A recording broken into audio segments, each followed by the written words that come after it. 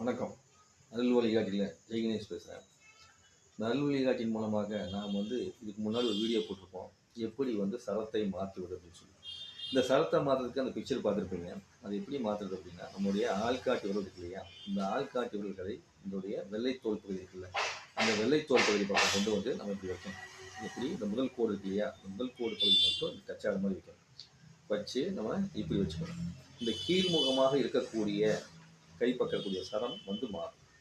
இப்படி கை வைத்திருப்பது என்னன்னா, நம் வரத்தை வாங்குவது அர்த்தம். வரத்தை வாங்குவதற்காக நம்ம கை வச்சிருக்கிறோம். இது வரத்தை கொடுப்பது அர்த்தம். இப்போ மேலிருந்து வரத்தை கொடுத்து கீழ் கை மூலம் வரத்தை வாங்கி சரத்தை கொடுக்குது. அப்போ இந்த பக்கம் ஓடக்கூடிய சரத்தை இந்த பக்கம் மாற்றுறதுக்கு நம்ம என்ன பண்ணுறோம், இந்த ஆள்காட்டி விரல் காற்று இருக்கிற பூதத்துக்கு ஆன விரல் பார்த்தீங்கன்னா ஆள்காட்டி விரல்.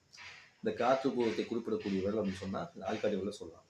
இந்த ஆள்காட்டி விரல் காற்று பூதம் பொழுது வலது சரம் ஓடிக்கொண்டிருக்கிற நேரத்தில் எனக்கு இடது சரம் மாற்ற வேண்டிய நேரம் வந்துடுச்சு அப்படின்னா, அந்த நேரத்திலையும் மாறாமல் இருக்கும்போது நம்ம என்ன பண்ணுறோம், இந்த ஆள்காட்டி விரல் மூலமாக காற்றை இந்த விரல் மூலமாக அனுப்புகிறோம். அதான் நுணுக்கம்.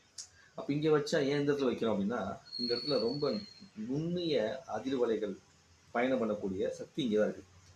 நிறைய மருத்துவத்தில் பார்த்தீங்கன்னா பல்ஸ் பார்க்கும்போது இப்படி தான் பார்ப்பாங்க. ஏன்னா ஈஸியாக ரொம்ப நுணுக்கமான விஷயத்தை கண்டுபிடிக்க உபயோகப்படக்கூடிய விஷயம். அக்குபஞ்சரில் தொடு சிகிச்சையில் தொட்டு வைத்தியம் பார்ப்பாங்க. அதற்கு இது முக்கியமான விஷயம். அப்போ பல்ஸ் டயக்னோசிஸ் இங்கே முத்திரைகள்லாம் பிடிக்கும்போது பார்த்தீங்கன்னா இந்த இடத்துல முத்திரை பிடிப்பாங்க. அதாவது இந்த வெள்ளைத்தோல் பகுதியில் முத்திரை பிடிப்பாங்க. இப்படி பிடிக்கிறதுங்கிறது சக்தியை குறைப்பது.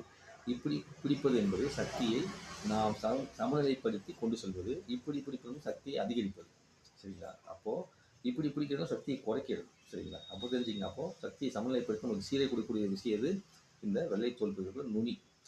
இதை ஜிங்கோல் பாயிண்ட் சொல்லிட்டு அக்குபஞ்சரில் சுஜோக் முறையில் வரும்போது சொல்லுவாங்க. அதுபோக பார்த்தீங்கன்னா அக்குபஞ்சர்லேயும் பார்த்தீங்கன்னா ஜிங்கோல் பாயிண்ட் சொல்லி சொல்லப்பட்டு நம்ம வைத்தியம் பார்க்கப்படும்.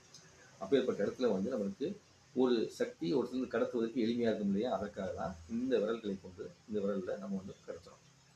அப்போ இப்படி வச்சுக்கிறீங்க. சரிங்களா? ஒரு கையை இப்படி வச்சுக்கிறீங்க. இல்லை கீழே வச்சுக்கலாம், நெஞ்சுக்கு நேராக வச்சுக்கலாம், எப்படின்னா வச்சுக்கலாம். கொஞ்சம் நேரம் வச்சுருந்தீங்கன்னா ஆட்டோமேட்டிக்காக சுவாசம் மாறும்.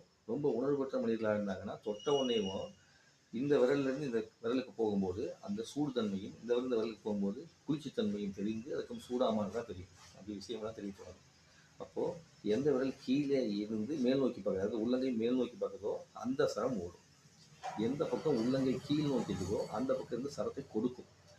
அப்போது இடகலை ஓட வேண்டிய நேரத்தில் எனக்கு பிங்களை ஓடிக்கொண்டிருந்தால் நான் இடக்கையை கீழே வைத்து வலக்கையை மேலே வைக்க வேண்டும். பிங்களை ஓட வேண்டியதில் இடகளை ஓடிச்சுன்னா நான் வலக்கை கீழே வச்சு இடக்கையை மேலே வைக்கும். பயன்படுத்தி பாருங்கள், நல்லது நடக்கும். உங்களுக்கு ஏதாவது சரகளை கற்றுக்கணும்னா என்கிட்ட கற்றுக்கலாம். நன்றி, வணக்கம்.